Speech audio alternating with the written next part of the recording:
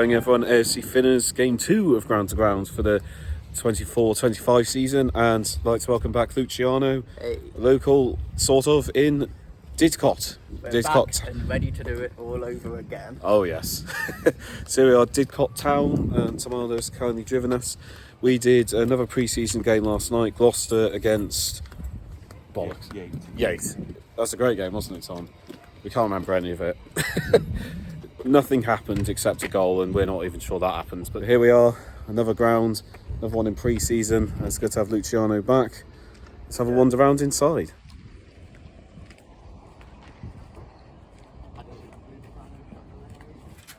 It's going to make things difficult. Well then, game number 3 of the season. Old-fashioned. Music Cranfield a little bit. I like this red brick design they've got. Right, Tom? He's been playing Pokemon Go for the last 5 minutes for some reason. What did you catch? No. A fucking bee.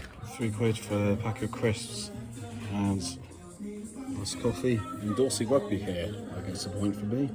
A good spot from Tom. They've got Dermot Gallagher's whistle from '96 FA Cup final. It's a much better suit than the Liverpool team had. It's Luke admiring another Leeds shirt. It really is an amazing collection here. From Summersby. He's not. He may not be from Gloucestershire, but we've converted him to cider. Portugal's finest. I was about to get you to tell them that. Apparently, that's everywhere in Portugal.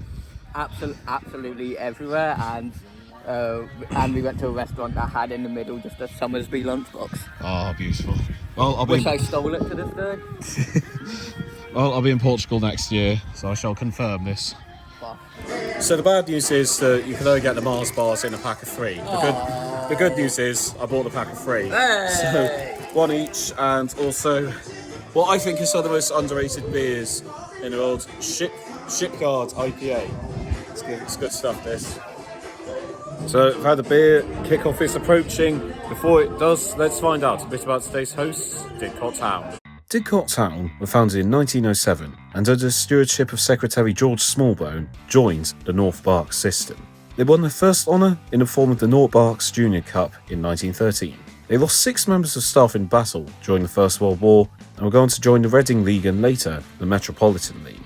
They were a founding member of the Hellenic League in 1953 and won the first edition of it. They would have a 13-year spell in the Hellenic Premier Division from 1963 to 1976 and win the First Division after being relegated. They had experienced a lengthy period going between the top 2 divisions of the Hellenic system and moved to their current home in 1999.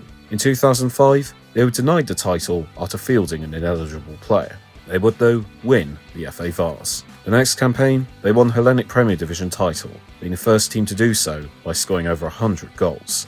They achieved promotion to the Southern Football League Premier Division in 2009, and they reached the first round of the FA Cup for the first time in the 15-16 campaign, playing Exeter City on live TV. They were promoted back to the Premier Division of the Southern League in 2023, continuing their lengthy stay in the Southern League system. Overall, they have won 2 Hellenic Premier Division titles, 1 Hellenic League Division 1 title, 1 Reading and District League Division 1 title, 1 FA Vase, 3 Berks and Bucks Senior FA trophies, 7 Hellenic Football League Challenge Cups, 2 Hellenic Football League Supplementary Cups, and 2 Hellenic Football League Division 1 Challenge Cups. And a bit of trivia, Didcot's first team have played a total of 12 cup finals since 1978, and have won every single one. So there's our hosts, Didcot Town. Let's have a look inside their home, Luke Meadow Stadium.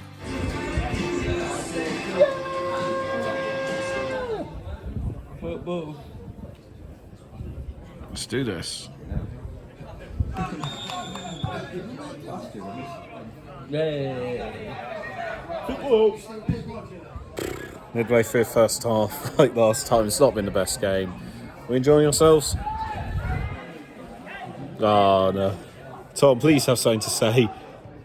Yeah, pre-eventless game, quite physical. One player decided to dive. I've never seen anyone dive in a pre-season friendly before, but very limited action now, still 0-0. Hopefully not a sign of things to come.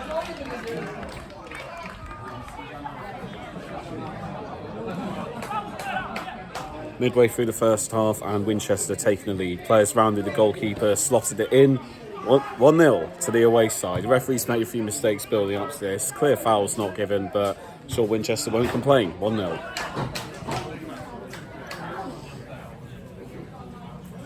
Well, a very poor half of football comes to an end. We're having fun though, aren't we, boys? A bit of action in like the middle of the half, and then very scrappy outside of that. Yeah, we'll survive. Yeah, Get a coffee in us at half time will be good. I think so. Let's do that. I need to stay awake. Half time 1-0. Tom? Since when does a Meowth evolve into that? He's got a good point. Per circa. Sounds like some Portsmouth left back from 2008. There's a little history board. Didn't notice. That's quite cool. Look at that. Do take a lot of pride in the history. It was a very good history section on the website. Atlantic League champions. Another excellent spot from Tom. They've got Bob Paisley's signature.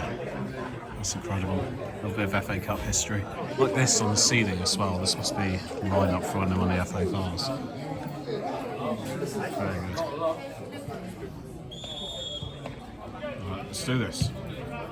Oh dear. It rebounded too quick. Didcot have equalised. Finley doesn't know which team's which. The ball was played down the left, and a player kept the ball really, really well, and then the rebound went to him, and then he shot the rebound in. We didn't know it had gone in because there's not enough of a net bustle. It rebounded way too quickly out of the goal. That was it. 1-1. I think I might be a keeper being subbed off for another keeper. I do not see that often. Well, this has been so significant in this game.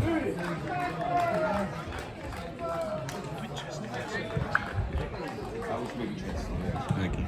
Winchester in front. It's a substitute forward 12. He's had quite a few chances, but cross came in. He's had a shot, bounced off the keeper, hit it on the rebound. 2-1. Looked by far the liveliest player in this half, and one of the chances had to go in eventually. Yeah. Huff to puff. Happy, but they'll take it. Huff puff and blown the house down. Puff puff. You know what, Tom? Hello. He's still enjoying Pokemon Go. He's just I'm got looking at places to eat. what, the co-op? Shop. 2-1. About 10 minutes ago, I think.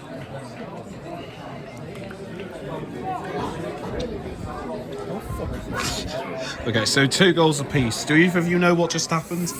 It's not a good moment for The sub-keeper. that came on that. It's all yeah. bouncing, yeah, he flapped It was a corner. I think it was headed at the goal. Seemed to be going just above head height, and he completely flapped at it. And I don't know if it went in straight or if he flapped it onto someone who just bounced in off of them. But very scrappy and 2-2. Confusing moments, but the game is now Desmond's. 2-2.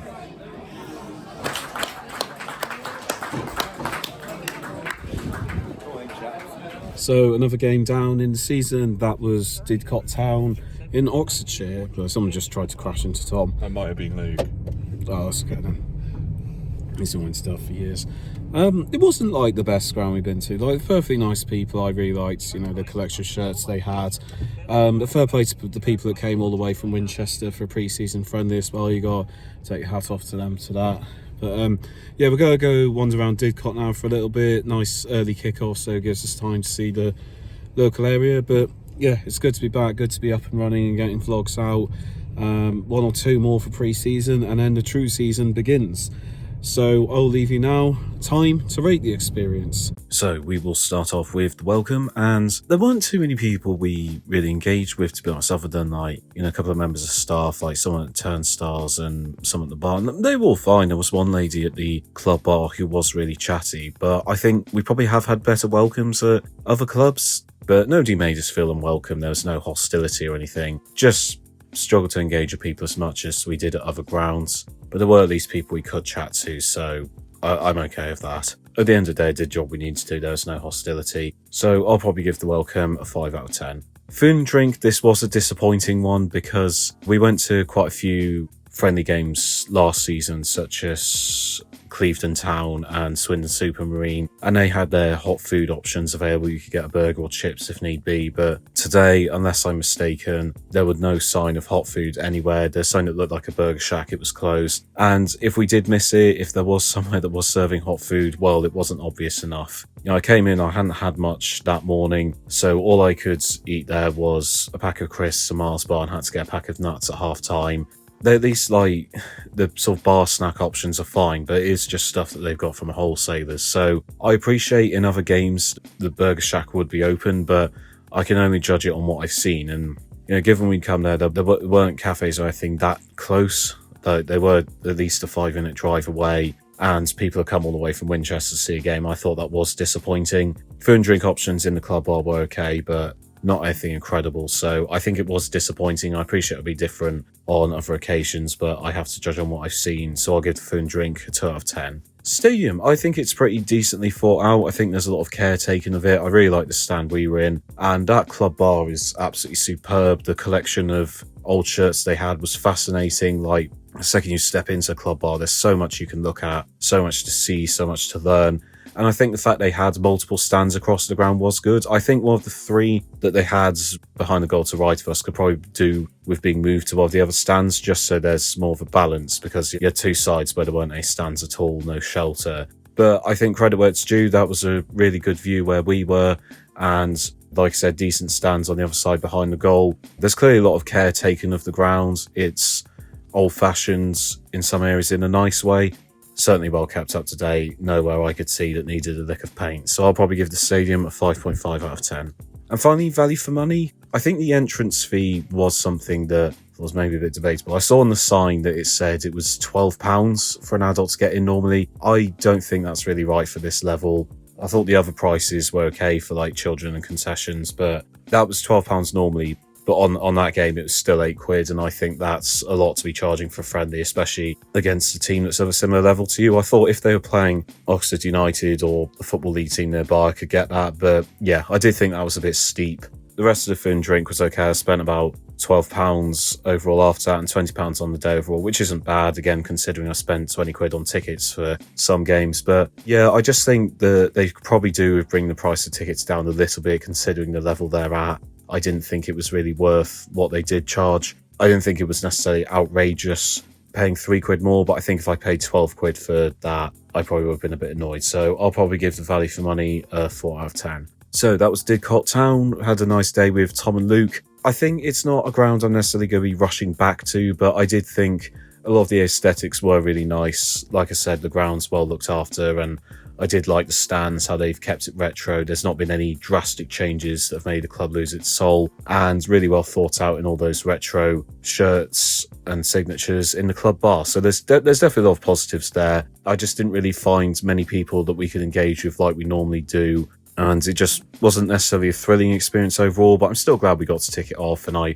would still definitely recommend it to people. It's in a nice area of the country. You get to pass through the Cotswolds on the way there. So definitely check it out. It's not somewhere I'm going to rush back to personally, but I have nothing against Didcot, and I wish them all the best. And like I said, fair play to Winchester fans coming all the way. So another game down in pre-season. We'll be doing more games soon. Thank you all for watching. If you'd like to see more days out like this, you can see the link in my Patreon below. You can help support me for as little as £1 a month, and you will help me produce more videos like this. In return, your loyalty will very much be rewarded. So if you're able to do that, please consider doing so. I've been AFC Finners. Thank you all for watching. See you next time, and stick with us as we go ground to ground. AFC Finners out.